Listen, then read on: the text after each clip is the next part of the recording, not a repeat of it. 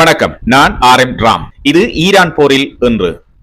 America மற்றும் Israel இணைந்து Iran மீது தாக்குதல்களை தொடங்கி இன்று 63வது நாளில் நீங்கள் அறிந்து கொள்ள வேண்டிய அனைத்து தகவல்களையும் உள்ளடக்கிய எமது தினசரி செய்தி தொகுப்பு. லெபனான் இஸ்ரேல் மோதல் காரணமாக போர் நிறுத்தம் சிக்கலில். ஈரான் அமெரிக்க பதட்டம். ஈரானின் புதிய முன்மொழிவுகளை அதிபர் டிரம்ப் நிராகரித்துள்ள நிலையில் போர் பதட்டம் அதிகரித்து வருகிறது. ஈரான் போரினால் விமான எரிபொருள் விலை 2 மடங்காக உயர்ந்திருக்கிறது. அமெரிக்கா ஒருதலை பட்சமாக எடுக்கின்ற முடிவுகளை நாங்கள் ஏற்க மாட்டோம் என்றும், உங்கள் சட்டங்களை நீங்களே வைத்துக் கொள்ளுங்கள், அதை சீனர்கள் மீது திணிக்க முடியாது என்று சீனா சீறியிருக்கின்றது. உலக அரசியலில் ஒரு மாற்றம் ஆரம்பமா? அமெரிக்காவின் பிடி தளர்ந்து கொண்டு வருகிறதா? UAE எடுத்த முடிவு, இத்தாலியின் அதிரடி அறிவிப்பு பற்றி பார்க்கலாம். ரஷ்யாவிடமிருந்து பாதுகாப்பு வேண்டி அமெரிக்க படைகளை ஜெர்மனியில் வைத்துக் கொண்டு மறுபக்கம் அதே ரஷ்யாவிற்கு பில்லியன் கணக்கில் பணம் கொடுத்து எரிவாயு வாங்குகிறது என்று குற்றம் சாட்டி ஜெர்மனியிலிருந்து படைகளை திரும்ப பெறும் அதிபர் டிரம்பின் அதிரடி அறிவிப்பு. இனி விரிவான செய்திகளை பார்க்கலாம். லெபனானில் போர் நிறுத்தம் அமலில் இருந்த போதிலும் இஸ்ரேல் நடத்திய தாக்குதல்களில் 13 பேர் கொல்லப்பட்டனர். ஹெஸ்புல்லா அமைப்பினர் இஸ்ரேலிய படைகளை குறிவைத்து தாக்குதல் நடத்தி வருகின்றனர். இஸ்ரேல் லெபனானுக்குள் 10 கிலோமீட்டர் தூரத்திற்கு ஒரு பாதுகாப்பு மண்டலத்தை உருவாக்கியுள்ளது. அமெரிக்கா அமைதி பேச்சுவார்த்தையை வலியுறுத்தினாலும் இஸ்ரேலிய படைகள் வெளியேற வேண்டும் என்ற ஹெஸ்புல்லாவின் கோரிக்கையாலும் பாதுகாப்பு காரணங்களுக்காக இஸ்ரேல் மறுப்பதாலும் போர் நிறுத்தம் முறியும் அபாயத்தில் இருக்கிறது. ஈரானின் புதிய அமைதி திட்டங்களை அமெரிக்க அதிபர் டிரம்ப் நிராகரித்துள்ளார். அவை தீவிரமானவை அல்ல என்று அமெரிக்க ஆலோசகர்கள் கருதுகின்றனர். அமெரிக்கா தனது வாக்குறுதிகளை காப்பாற்றுவதில்லை என்றும், மீண்டும் போர் தொடங்குவதற்கான வாய்ப்புகள் அதிகம் என்றும் ஈரானிய ராணுவ தளபதி தெரிவித்திருக்கிறார்.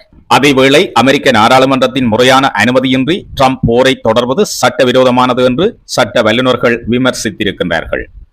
உலக பொருளாதாரம் மற்றும் எரிபொருள் விலை உயர்வு. ஈரான் போரினால் விமான எரிபொருள் விலை 2 மடங்காக உயர்ந்திருக்கிறது. ஹோர்முஸ் நீரிணை வழியாக செல்லும் கடல் வழி போக்குவரத்து பாதிக்கப்பட்டுள்ளதால் உலக பொருளாதாரம் பெரும் நெருக்கடியை சந்தித்திருக்கிறது. பிரிட்டன் பிரதமர் கீர் ஸ்டார்மர் இந்த போர் தனது நாட்டின் பொருளாதாரத்தை பாதித்தாலும் பிரிட்டன் நேரடியாக எந்த போரிலும் ஈடுபடாது என்று உறுதிபட தெரிவித்திருக்கிறார். ஸ்பிரிட் ஏர்லைன்ஸ் எரிபொருள் விலை உயர்வால் ஏற்பட்ட கடும் நஷ்டம் மற்றும் அரசாங்கத்தின் நிதியுதவியை பெற முடியாததால் அமெரிக்காவின் பட்ஜெட் விமான நிறுவனமான ஸ்பிரிட் ஏர்லைன்ஸ் தனது சேவைகளை முழுமையாக நிறுத்துவதாக அறிவித்திருக்கிறது. இது பல ஊழியர்களின் வேலை வாய்ப்புகளை பாதிக்க உள்ளது. ஈரானின் உள்நாட்டு நிலைமை. அமெரிக்காவின் பொருளாதார தடைகள் மற்றும் இணைய சேவை முடக்கத்தால் ஈரான் மக்கள் கடும் அவதிக்குள்ளாகி வருகின்றனர். அங்கு பணவீக்கம் பல மடங்கு உயர்ந்துள்ளதோடு ஆயிரக்கணக்கான மக்கள் வேலை வாய்ப்பையும் இழந்திருக்கின்றார்கள். சுருக்கமாக சொன்னால், போர் நிறுத்த ஒப்பந்தங்கள் எட்டப்பட்டாலும் தரைமட்டத்தில் தாக்குதல்கள் குறையவில்லை. இது உலகளாவிய பொருளாதார சரிவுக்கு வழிவகுத்து வருகின்றது. ஈரானிடமிருந்து எண்ணெய் வாங்கியதாக கூறி சில சீன நிறுவனங்களுக்கு அமெரிக்கா தடைகளை விதித்திருக்கிறது. பொதுவாக இப்படிப்பட்ட தடைகள் என்றால் அந்த நிறுவனங்கள் அமெரிக்காவுடன் வியாபாரம் செய்ய முடியாது, மேலும் அவர்களின் சொத்துக்களும் முடக்கப்படலாம். ஆனால் இங்கே முக்கியமான விடயம் என்னவென்றால், சீனா இதை நேரடியாக எதிர்த்திருக்கிறது. அமெரிக்கா ஒருதலைபட்சமாக எடுக்கின்ற இந்த முடிவுகளை நாங்கள் ஏற்க மாட்டோம் என்று சீனா கூறுகிறது. அதையும் தாண்டி சீன அரசு ஒரு அதிகாரப்பூர்வ உத்தரவு ஒன்றை வெளியிட்டு இந்த அமெரிக்க தடைகளை சீன நிறுவனங்கள் பின்பற்ற வேண்டாம் என்றும் கூறியிருக்கிறது. சீனாவில் உள்ள நிறுவனங்கள் அமெரிக்கா சொல்வதற்காக தங்களின் வியாபாரத்தை நிறுத்த வேண்டிய அவசியம் இல்லை என்பது சீனாவின் நிலைப்பாடு. சீனா தன் நிறுவனங்களை பாதுகாக்க நேரடியாக களத்தில் இறங்கியுள்ளது. இதற்கு சில முக்கிய காரணங்கள் இருக்கின்றன. ஒன்று, பொருளாதார அதிகார போட்டி. இது அமெரிக்கா மற்றும் சீனா இடையேயான பெரிய பொருளாதார போட்டியின் ஒரு பகுதியாகும். இரண்டாவது, ஈரானுடனான தொடர்பு. அமெரிக்கா ஈரானை உலகில் தனிமைப்படுத்த முயற்சி செய்து வருகின்றது. ஆனால் சீனா ஈரானுடன் எண்ணெய் வியாபாரத்தை தொடர்வதற்கு விரும்புகின்றது. இதுவே இந்த பிரச்சனைகளுக்கு காரணமாக அமைகின்றது. மூன்றாவது, சுயாதீனம். எங்கள் நாட்டில் எந்த சட்டம் நடைமுறையில் இருக்க வேண்டும் என்பதை அமெரிக்கா தீர்மானிக்க முடியாது என்று சீனா மிக காட்டமாக வலியுறுத்தி வருகிறது. சுருக்கமாக சொன்னால், அமெரிக்கா விதித்த தடைகளை சீனா நிராகரித்து தன் நிறுவனங்களுக்கு அதை பின்பற்ற வேண்டாம் என்று சொல்லி உலக பொருளாதாரத்தில் தன் அதிகாரத்தை காட்டுகிறது. உலக அரசியலில் ஒரு பெரிய மாற்றம் ஆரம்பமாகிறதா? அமெரிக்காவின் பிடி தளர்ந்து வருகிறதா? UAE எடுத்த முடிவும் இத்தாலியின் அதிரடி அறிவிப்பும் இப்பொழுது உலகமே கவனிக்கிறது. முதலில் UAE பற்றி பார்க்கலாம். UAE மற்றும் தென்கொரியா இடையே ஒரு முக்கிய பொருளாதார ஒப்பந்தம் கைச்சாத்தாகி இருக்கிறது. இந்த ஒப்பந்தத்தின் மூலம் 90% மேற்பட்ட பொருட்களுக்கு வரிகள் குறைக்கப்படுகின்றன. இதன் விளைவாக இரு நாடுகளுக்கும் இடையேயான வர்த்தகம் அதிகரிக்கின்றது. எரிசக்தி, தொழில் மற்றும் விநியோக சங்கிலி என்பன வலுப்படுத்தப்படுகின்றது. ஆனால் இதைவிட ஒரு மிகப்பெரிய கிளைம் ஒன்று நடந்திருக்கிறது. ஒரு காலத்தில் மிக நெருக்கமான நண்பர்களாகவும் ஒபெக், ஜிசிசி போன்ற ஒரே குழுவில் பயணப்பட்டவர்களாகவும் இருந்த சவுதி அரேபியாவிற்கும் ஐக்கிய அரபு அமீரகத்துக்கும் இடையே இப்போது ஒரு மெல்லிய விரிசல் விழுந்திருக்கிறது.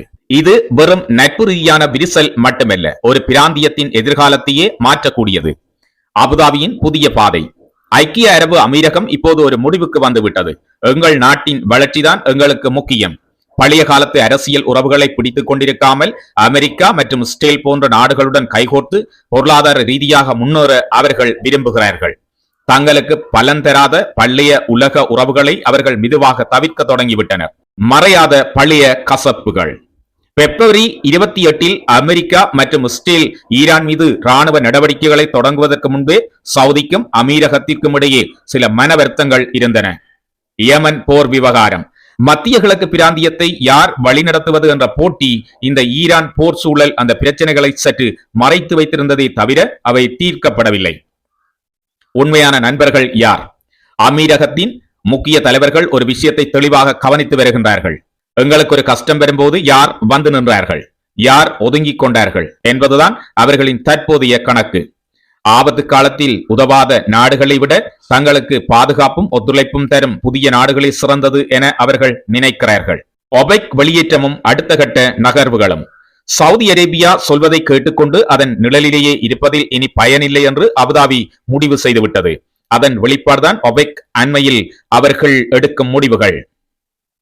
இதுவரும் ஆரம்பம்தான். அடுத்து வரும் நாட்களில் அரபு லீக், வளைகுடா ஒத்துழைப்பு கவுன்சில், இஸ்லாமிய ஒத்துழைப்பு அமைப்பு போன்ற பெரிய அமைப்புகளில் இருந்தும் விலகுவது அல்லது அங்கே தங்களின் ஈடுபாட்டை குறைத்துக் கொள்வது பற்றி அமீரகம் யோசிக்கலாம். சுருக்கமாக சொன்னால், ஈரான் யுத்தத்திற்கு பிந்தைய ஒரு புதிய மத்திய கிழக்கில் சவுதியின் தலைமையை பின்தொடராமல் தனக்கென ஒரு தனி சாம்ராஜ்யத்தையும் உலகளாவிய செல்வாக்கையும் உருவாக்க ஐக்கிய அரபு அமீரகம் துணிச்சலாக களம் இறங்கியிருக்கிறது என்று அமெரிக்க சார்பு ஊடகங்கள் கூறுகின்றன.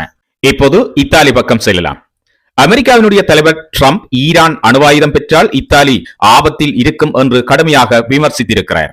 ஆனால் அதற்கு பதிலாக இத்தாலியினுடைய பிரதமர் மெலோனி ஈரான் மீது நடந்த தாக்குதல்களை இத்தாலி ஆதரிக்கவில்லை என்று கூறியுள்ளார். மேலும் இஸ்ரேலுடன் இருந்த பாதுகாப்பு ஒப்பந்தத்தை தற்காலிகமாக நிறுத்துகிறோம் என்ற அவரது அறிவிப்பு ஒரு பெரிய அரசியல் மாற்றமாக பார்க்கப்படுகிறது. ஆனால் ஒரு விடயம் முக்கியமானது. இது முழுமையான ஒரு கூட்டு முறிவாக இருக்கப் போவதில்லை. இது ஒரு கொள்கை மாற்றம் மட்டும்தான். நேட்டோ உறுப்பினராக இருக்கும் இத்தாலி அமெரிக்காவை முழுவதும் விட்டு விலக வாய்ப்புகள் குறைவு. அடுத்து ஜெர்மன் பக்கம் செல்லலாம். அமெரிக்க அதிபர் டொனால்ட் ட்ரம்ப் ஜெர்மனியில் இருந்து 5000 அமெரிக்க வீரர்களை திரும்ப பெற முடிவு செய்துள்ள செய்தி உலக அரசியலில் பெரும் வாதங்களை கிளப்பியிருக்கிறது. இதனுடன் சேர்ந்து ஐரோப்பா பல இடங்களில் அடையாளம் காண முடியாத அளவுக்கு மாறிவிட்டது என்ற அவரது கருத்து கலாச்சாரம் மற்றும் பாதுகாப்பு சார்ந்த ஆழமான மாற்றங்களை சுட்டிக்காட்டுகிறது. நீண்ட காலமாக ஐரோப்பாவின் பாதுகாப்பு அரணாக அமெரிக்கா இருந்து வருகிறது. குறிப்பாக ஜெர்மனியில் நிலைநிறுத்தப்பட்டிருக்கும் அமெரிக்க வீரர்கள் ஒட்டுமொத்த ஐரோப்பிய நாடுகளுக்கும் ஒரு பாதுகாப்பான உணர்வை தந்து வந்தனர். இப்போது ட்ரம்ப் 5000 வீரர்களை திரும்பப் பெறுவது என்பது உங்கள் பாதுகாப்பிற்கு நீங்களே பொறுப்பேற்க வேண்டும் என்றும் ஐரோப்பாவுக்கு அமெரிக்கா விடுக்கும் ஒரு எச்சரிக்கையாக பார்க்கப்படுகிறது. அடையாளம் காண முடியாத ஐரோப்பா என ட்ரம்ப் எதை குறிப்பிடுகிறார்? அதிபர் ட்ரம்பின் இந்த கருத்து 2 முக்கிய விடயங்களை நோக்கியதாக அமைகிறது.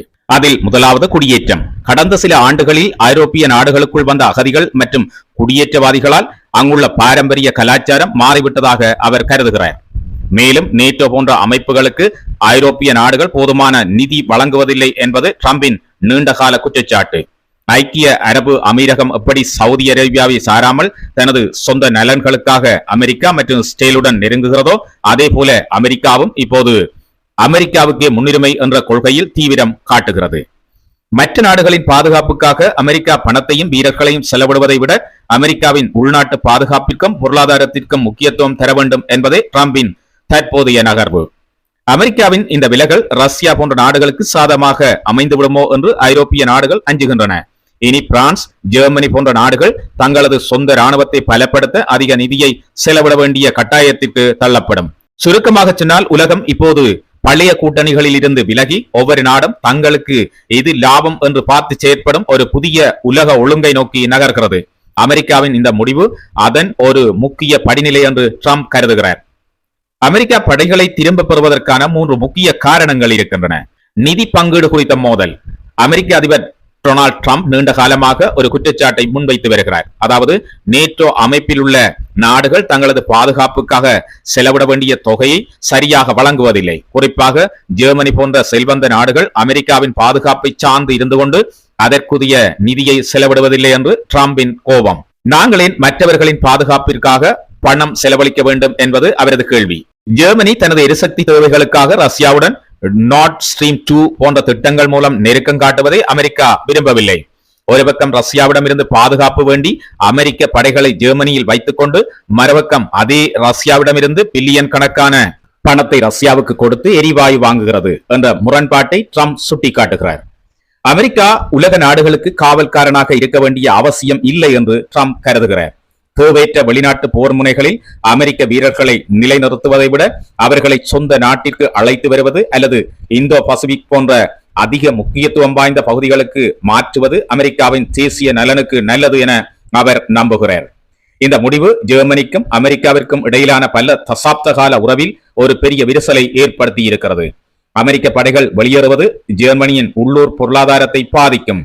ஏனெனில் அமெரிக்க முகாம்களை சுற்றி பல தொழில்கள் நடக்கின்றன. ஐரோப்பாவில் அமெரிக்காவின் பலம் குறைவது ரஷ்யாவிற்கு அந்த பிராந்தியத்தில் அதிக செல்வாக்கை கொடுக்கக்கூடும் என அரசியல் வல்லுநர்கள் எச்சரிக்கை விடுத்திருக்கின்றார்கள். இவை இன்றைய உலக விவர செய்திகள். இதுவரை உங்கள் நேரத்தை செலவிட்டமைக்கு நன்றி. மீண்டும் நாளை இதே நேரம் ஈரான் போரில் இன்று நிகழ்வுகளோடு உங்களை சந்திக்கின்றேன். வணக்கம்.